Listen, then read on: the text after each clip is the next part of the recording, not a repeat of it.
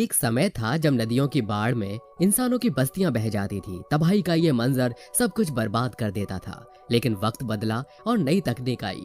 नदियों पर जब डैम बनने लगे तो उनसे बिजली भी पैदा हुई, बाढ़ की समस्या भी हल हुई और इंसान अपनी जरूरत के मुताबिक सिंचाई करने लगा। लेकिन अच्छे और बुरे हर चीज के दो पहलू होते हैं। इसी तरह डैम के भी अब दूसरे पहलू के सामने आने का समय आ गया है। हमारे देश में सैकड़ों ऐसे डैम हैं जो बहुत पुराने हो चुके हैं और इस खतरनाक स्टेज पर पहुंच चुके हैं कि वो कभी भी बड़े पैमाने पर तबाही ला सकते हैं। वीडियो में आखिरी तक बने रहिएगा। देश की जनता और सिस्टम को अलर्ट करती ये जानकारी से भरी वीडियो आपके सामने है। आपने जापान में 2011 में आई सुनामी की तबाही तो देखी होगी। उसकी तस्वीरों ने पूरी दुनिया को हिलाकर रख दिया था। जल तांडव क्या होता है ये उसकी एक छोटी सी झलक भर थी। लेकिन जापान में मौजूद फुकुशिमा न्यूक्लियर रिएक्टर पर खतरा मंडराने लगा था। लाखों लोगों की जान पर बन आई थी। गनीमत ये रही कि इस रिएक्टर से किसी को नुकसान नहीं हुआ, लेकिन पानी की वजह से जो तबाही आई उसने हर किसी की आंखें खोलकर रख दी। ये जापान की स्पिरिट थी कि 2011 में आई तबाही के बाद उसने बहुत जल्दी कमबैक किया। एक बार फिर जहां था वहां पहुंचकर दुनिया को तरक्की के नए आयाम दिखाने लगा। सोचिए, अगर हमारे देश हिंदुस्तान में बड़े बड़े डैम अगर टूट जाएं, तो उससे आने वाली तबाही को हम कैसे झेलेंगे, कैसे कमबैक करेंगे? अगर आपके पास इस सवाल का जवाब हो तो कमेंट बॉक्स में लिखकर जरूर बताइएगा। 6 साल पहले भारत नेपाल सीमा पर कोसी नदी पर बना हुआ बांध टूट गया। इसके टूटने से जो तबाही भारत में देखी गई उसने एक बार फिर जल प्रलय की याद दिला दी। हजारों लोग बेघर हुए और उनकी रोजी रोटी छिन गई। गुजरात के मोरबी में जब बांध के टूटने की घटना घटी, इससे आई तबाही में 5000 लोग काल के गाल में समा गए। चारों तरफ पानी ही पानी और पानी से फैली तबाही की तस्वीरें मीडिया की सुर्खियां बनने लगी। हमारे देश में साल 1979 यानी 1979 में बांध के टूटने की घटना सामने आ चुकी है, जिससे पैदा हुआ तबाही का मंजर आज भी बड़े बुजुर्गों की आंखों में नजर आता है। साल 2005 में जब पाकिस्तान में जबरदस्त बारिश के बाद बाढ़ आई, जिसके बाद बलूचिस्तान में शकी डोर बांध क्रैक हुआ था, तो वहां आई तबाही का मंजर बहुत ही दर्दनाक और भयानक था। इस दुर्घटना में जान और माल का भारी नुकसान हुआ था। इन तमाम घटनाओं से एक सवाल जरूर पैदा होता है कि क्या हमारे देश के सभी बांध पूरी तरह सुरक्षित हैं? अगर नहीं तो वर्तमान में सुरक्षा के लिए खतरा बने इन बांधों के लिए क्या उपाय किए जा रहे हैं? हमारे देश में लगभग 100 बांध ऐसे हैं जिनकी उम्र 100 साल से ऊपर हो चुकी है। हमारे देश पर खतरा उस समय और भी बढ़ जाता है जब पड़ोसी देश चीन समय समय पर अपनी चालबाजियां दिखाता है, भारत की जमीन को हड़पने का षड्यंत्र रचता है, हमारे देश में अस्थिरता पैदा करने की वो कोशिशें करता है। तमिलनाडु में मौजूद मुल्ला पेरियार बांध 126 साल पुराना है और इस बांध को लेकर 2 राज्य सरकारों के बीच में विवाद भी शुरू हो गया है।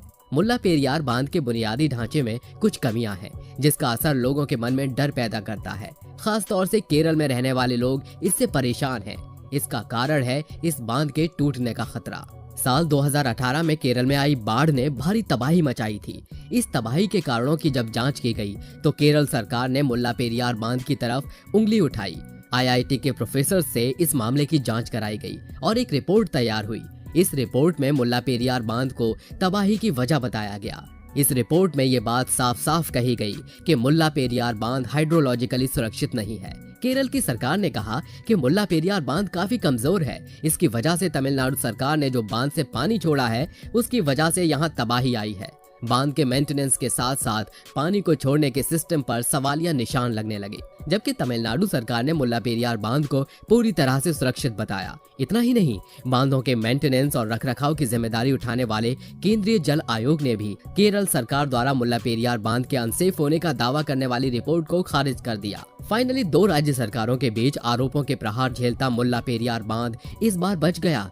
लेकिन आने वाले समय में अगर कोई बड़ी दुर्घटना होती है तो इसकी जिम्मेदारी किसकी होगी? ये एक बड़ा सवाल है जिसका जवाब कोई देने को तैयार नहीं।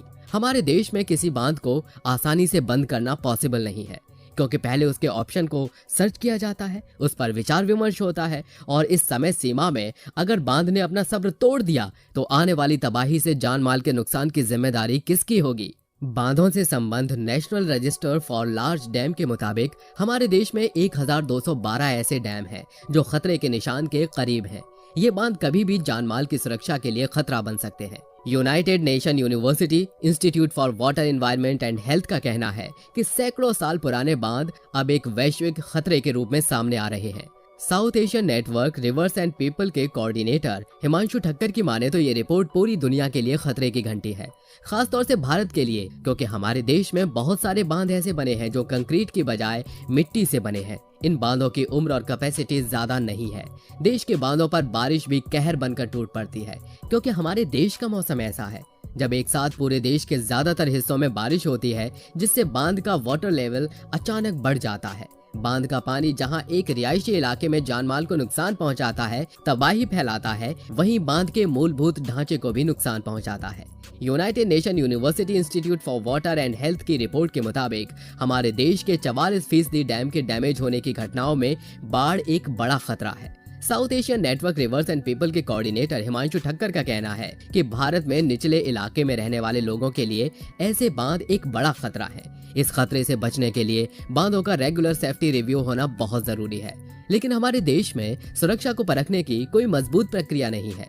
Dam safety bill festival 2019 Lok Sabha में तो पास हो चुका है, लेकिन इसके राज्यसभा से पास होने का इंतजार है। इस बिल के पास होकर कानून बनने के बाद केंद्र सरकार राज्य सरकारों को डैम से रिलेटेड निर्देश दे सकती है।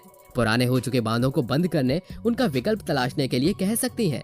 CWC ने बांधों की सुरक्षा के लिए एक सॉफ्टवेयर तैयार किया है। इस सॉफ्टवेयर एप्लीकेशन का नाम dam health and rehabilitation monitoring application है। ये सॉफ्टवेयर डैम से रिलेटेड हर प्रॉब्लम को एजेंसियों की नजर में लेकर आएगा, जिससे समय रहते इसका सलूशन निकाला जा सके। इतना ही नहीं, जब डैम से पानी छोड़ा जाता है उस समय इमरजेंसी वार्निंग सिस्टम पर भी नजर रखी जाती है। उसे पहले से ही अलर्ट मोड पर रखा जा सकेगा। इससे निचले इलाकों में रहने वाले लोगों की सुरक्षा को बेहतर किया जा सकता है। हालांकि सॉफ्टवेयर को अभी तक केवल कुछ ही बांधों पर लागू किया गया है। चलिए बात करते हैं चीन की, जिसने ब्रह्मपुत्र नदी के ऊपर एक हाइड्रो पावर इलेक्ट्रिक प्रोजेक्ट को 6 इकाइयों में तैयार किया है।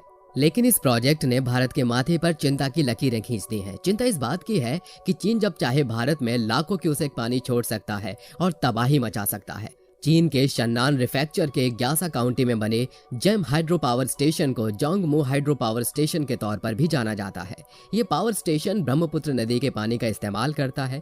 तिब्बत में ब्रह्मपुत्र नदी को यारलोजांगवो के नाम से जाना जाता है। तिब्बत से होती हुई ये नदी भारत में आती है और भारत से बांग्लादेश चली जाती है। इस नदी पर चाइना ने जिस हाइड्रो पावर स्टेशन को बनाया है उसे दुनिया के सबसे ऊंचाई वाले हाइड्रो पावर स्टेशन के रूप में जाना जाता है। एक साल में 2.5 अरब किलोवाट बिजली पैदा करने वाली इस परियोजना का आकार बहुत बड़ा है।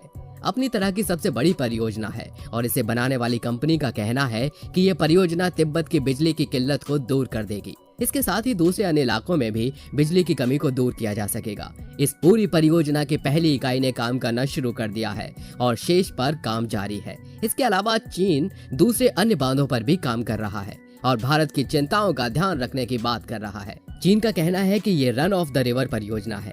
हमारे पिछले अनुभव बताते हैं कि चीन पर भरोसा करना अपने पांव पर कुल्हाड़ी मारने के बराबर है। इसलिए भारत को अपनी सुरक्षा के उपाय खुद ही करने होंगे। दोस्तों, आपको क्या लगता है, ये भारत के लिए अगर खतरा बन रहे हैं तो हमें उसके उचित उपाय करने चाहिए। साथ ही चीन की चालबाजियों से सतर्क रहने और अपनी सुरक्षा के उपाय खुद करने का जतन भी करना चाहिए। आपका इस वीडियो के बारे में क्या ख्याल है, हमें कमेंट बॉक्स में लिखकर जरूर बताइएगा। हम फिर मिलेंगे, तब तक के लिए जय हिंद, जय भारत, वंदे मातरम।